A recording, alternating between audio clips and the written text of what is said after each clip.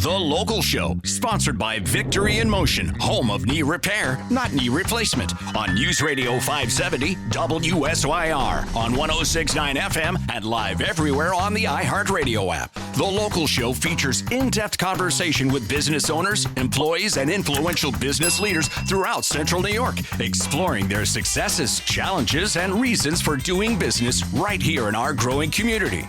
The Local Show is produced locally by Zoe Advertising. Now your hosts, Tom and Steve.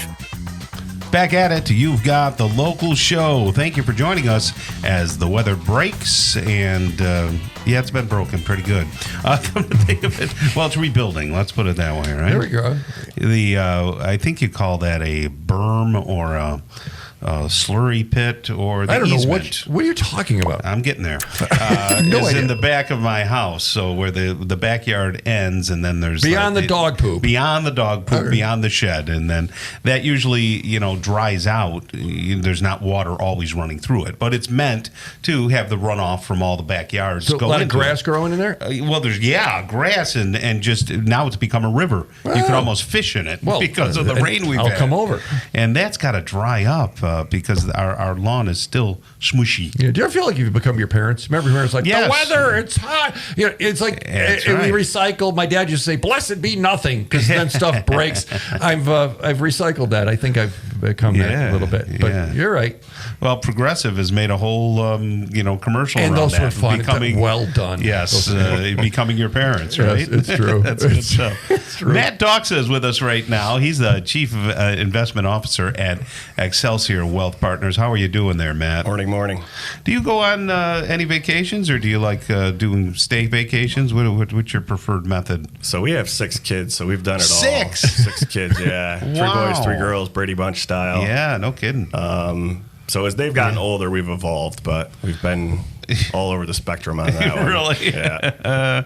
That's great. You don't have a camp, do you? We do not. Okay. We do not. After hearing these stories over here. Yeah. Well, I felt bad for people with camps in general just because of the amount of rain we've had. Usually by now everybody's... Well, the camp that we're part of, we bought for so dirt cheap 35 years ago, 40 years ago. Sure, yeah. And my dad was a carpenter, so he fixed it, rebuilt things, did things. He's been gone. And you have years none now. of that capability. And Tom, we understand that. Yeah. So I was somewhere between priming the pump and then running the snake through the septic and all those things. And you know what? The fun has not begun yet, Tom. Yeah, right. Well, it will. One of the things we know about you is that you can start a fire, though. You said I you was can do very the fire good at that. pit. I have a very little good. pyromaniac rolling through there. As kids, we used to start fire. Come on, we were in the trees. You always start a fire, so we're good at that. So one of the things that you do, Matt, is you help people, realize their end goals as they get into their golden years. And how many people say, "Hey, I want a camp, or I want a summer home, or something like that," where they want to use their money for that? So people in upstate New York are a bit frugal. So a lot of them, if they would have bought the camp, they would have already bought it. Oh, okay, I get you. So we don't have that many, but we got a lot of their kids that want the camp from the inheritance. And that's a whole different story. But so the kids do push for it sometimes. What exactly do you do at Excelsior Wealth Partners? So we sit down with people and help them through that process of retirement. Mm-hmm. So, one of the things that we'll say is it's not how much money you have, it's the cash flow from what you have. So a lot of people, I think they would admit that managing their finances isn't what they were put on this earth to do. Farm it out to us. We generate the cash flow, happy retirement, so on and so forth. Yeah. So, Tom, I went out to his workshop. Yes. Here a few weeks ago. Yes, sir. And I told him, quite frankly, I go, you didn't suck. And that was How's that for a compliment? Well, I warm my heart. I expected. He says that to me. I expected this left-brained financial spreadsheet. Yeah. Here's the return on this minus the fees. He explained some of those things, and one of the things I heard you say, correct me if I'm wrong, you pretty much guarantee lower fees. Because you were saying people do not know what they're paying. They see administrative fee, $12. He goes, it's not even the start of it. And a lot of people are sort paying of like fees that when you get your cell phone and you have all those little, fees Very attached similar. to it, and you go, "What the heck? Yeah. Why is this $50 a month?" Correct. But explain the fees thing, because I found that very challenging. Yeah, so a lot of people will say, hey, I'm paying $50 for my mutual fund or 401k, and it's usually what's on the statement. But then you peel back the layers of the onion, and there's all these. I think in that seminar we put top 16 fees that people aren't aware of. Yeah. And it's nickel and dime. Some are major, but it adds up to quite a bit. Yeah, and if you add, if they're taking a few $100 a month or whatever it is, you multiply that, and you made a point of if that's not in the market or not in a fund generating money over time, that's tens of thousands of dollars that could be yours. Yeah. Right? Is that fair? No, that's absolutely fair. And people just aren't aware, and nobody's ever sat down and ran through those. What am I paying on the 401k? What am I paying on my investments? So that's probably our top service from those seminars. Really?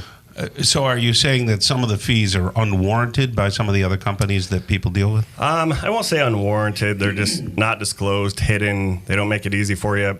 Pretty good example with that cell phone bill. Once people become aware of them, then they can make their own interpretations, draw their own conclusions. But people just aren't aware. Just hidden fees, hidden fees, hidden fees.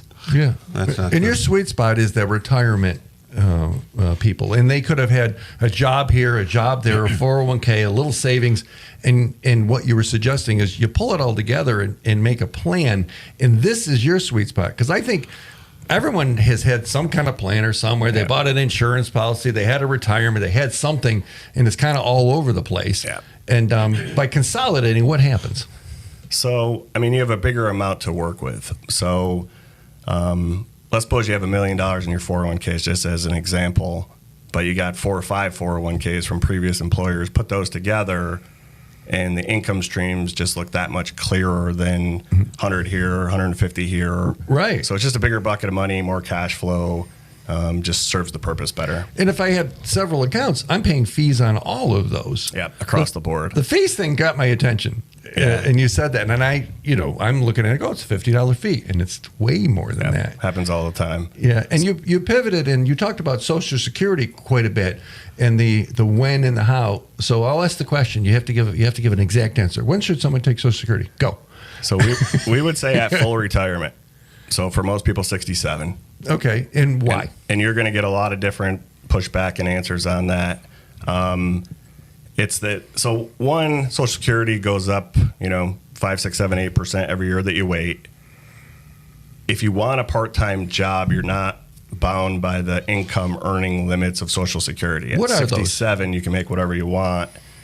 If you take Social Security at 63, let's suppose you want a part-time job either to keep busy or to pay the bills, you have to come up against this $24,000 annual max that you can't go over. Otherwise, they decrease your Social Security, and that makes it complicated. Is that where you make $2, they take $1 thing? You got it. Because that's, I think, something like that. Yep. I don't know if you said that, but I think that's one of the things I nailed learned it. at the workshop. Yep. Which was interesting. What's the biggest mistake people make? Having a nest egg and not understanding that it needs to be turned into cash flow. Okay, so if somebody had a house and it's worth $500,000 and they have some 401ks, the house isn't giving them income. No, nothing. So how do they convert that in income, or they can't? Right. The house is a little bit problematic. We say get a HELOC, home equity line of credit, just to have access to one of your biggest assets. But the 401k, if you set it up correctly and it becomes income streams and it meets your quality of life, then you're good for retirement.